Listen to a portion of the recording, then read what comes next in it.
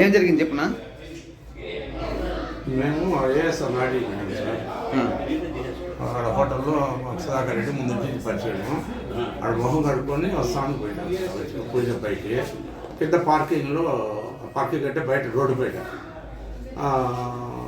నా కారు పెట్టాను సార్.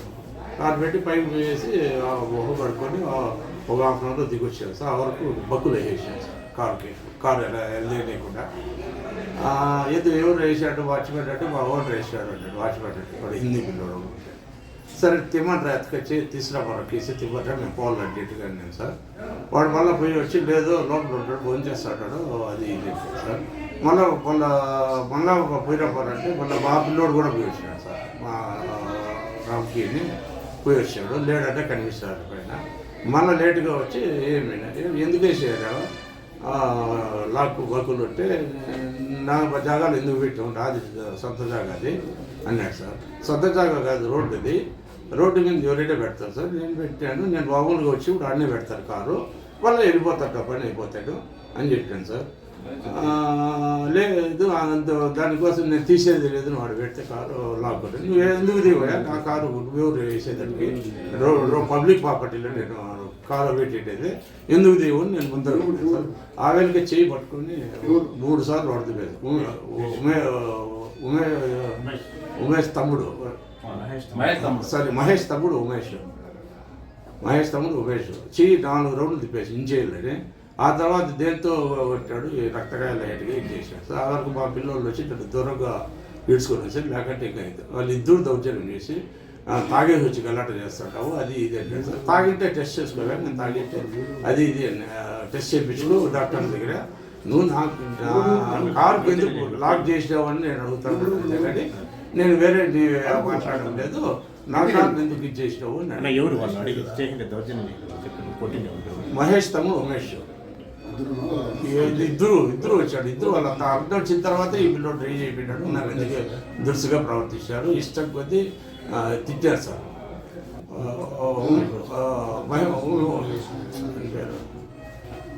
ఉమేష్ మైఫోర్స్ మహేష్ అంటారు కదా ఆయన తమ్ముడు. అవును సార్. ఉమేష్ ఎక్కువ కొట్టాడు సార్. ఇద్దరు కొట్టినారా? ఏదంటే అది వెళ్ళి నీ చేతనేం చేసుకోపో. నువ్వు ఏం చేసుకుంటావు చేసుకోపో. సైలెన్స్ సార్ నేను బీకొత్తకోటలో ఉంటాను. నా పేరు ఎంఎన్ చంద్రశేఖర్ రెడ్డి. నాకు మధురా యూనివర్సిటీ డిగ్రీ కాలేజ్ చైర్మన్గా ఉంటున్నాను. నేను రాజకీయంగా కూడా కాంగ్రెస్ పార్టీలో ఉంటున్నాను. నేను ఎంపీటీసీగా జెడ్పీటీసీగా మార్కెట్ కమిటీ చైర్మన్గా 2014, 2019, 2024లో కాంగ్రెస్ పార్టీ ఎమ్మెల్యేగా కంపలపల్లికి పోటీ చేసి ఓడిపోయడం జరిగింది. నేను ఒక గౌరవమైన కుటుంబంలో పుట్టాను. నేను ఏఎస్ఆర్ ఆల్ సీజన్ రెసిడెన్సీ లాంటికి తరచుగా నేను వస్తుంటాను.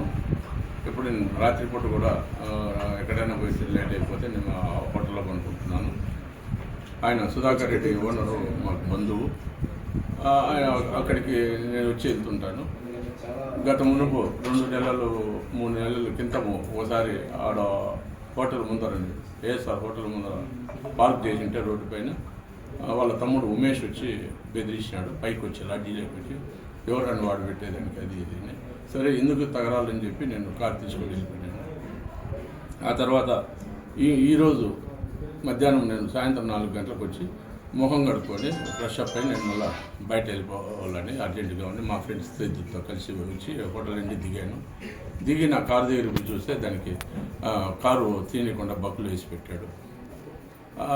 ఎవరు రాని వాళ్ళ సెక్యూరిటీ ఎవరు బాబు ఇది వేసిండేదంటే మా ఓనర్ వేసినాడు అని చెప్పి. ఆడు హిందీ పిల్లాడు, తెలుగు రాదు. తీసుకొని రప్ప కీసు నేను అర్జెంట్కి వెళ్ళాలి అని చెప్పి పంపిస్తే లేడు మా ఓనర్ అని చెప్పి మళ్ళీ కిందికి వచ్చాడు. మళ్ళీ మా పిల్లోడినే పంపిస్తే కూడా ఆ పిల్లోడిని కూడా పైన దొరికింది. ఆ తర్వాత అన్నదమ్ములు ఇద్దరు దిగి వచ్చినారు. ఉమేష్ మహేష్ ఇద్దరు.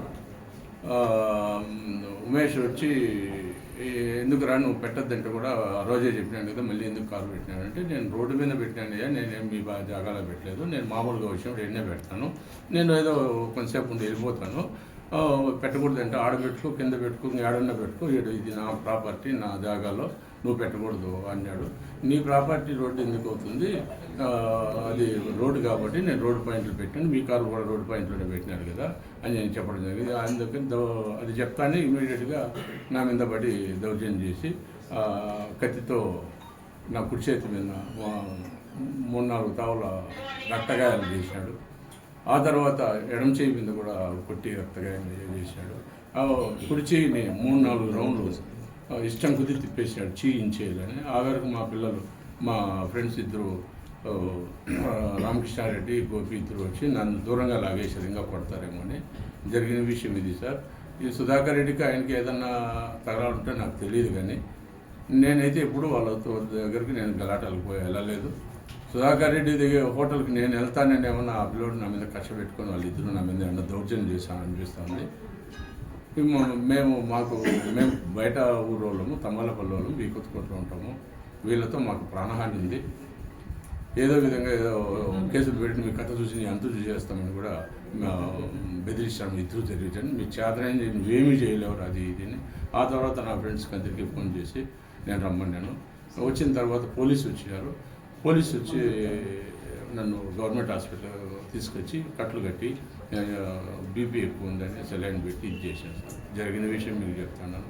దయవుంచి వాళ్ళతో కొంచెం ఒక కట్టడి చేసి వాళ్ళ నుంచి మాకు ఎక్కువైపోయినాయి. ఎక్కడ చూసినా కొట్టడం. 3 రోజుల ముందు ఒక గర్భిణీ మనిషి కింద వాళ్ళు దాడి చేసి కొట్టినారంట. ఇవన్నీ ఇప్పుడిప్పుడే అందరూ చెప్తున్నారు సార్. ఇది వాస్తవం సార్. జరిగిన విషయం నేను చెప్తున్నాను. దయచేసి మాకు ప్రాణ నష్టము జరగకుండా చూడవలసిందిగా మీ పాత్రికేయులన్నీ మనవి చేస్తున్నాను సార్. నాకు తెలియదు సార్, నాకు వాళ్ళ పరిచయమే లేదు సార్. వాళ్ళు ఎవరు ఏమనేది తెలియదు సార్. బోర్డులో అయితే జనసేన అది ఇది పెట్టుకోమన్నారు సార్. అదైతే చూడగలిగినారు సార్. బొంగ ఇది చేసుకుని అంతే సార్. నాకు తెలియదు. మాకు కూడా పవన్ కళ్యాణ్ గారు అంటే అమితమైన ప్రగాఢమైన నమ్మకము, గౌరవం ఉంది సార్. ఆయన మా ఉన్నత భావాలతో ఉంటారు. ఇలాంటి వాళ్ళతో ప్రోత్సహిస్తారని మేము అనుకోము. సార్ కూడా మాకు న్యాయం చేయాల్సిందిగా పవన్ కళ్యాణ్ కూడా రిక్వెస్ట్ చేస్తున్నాం.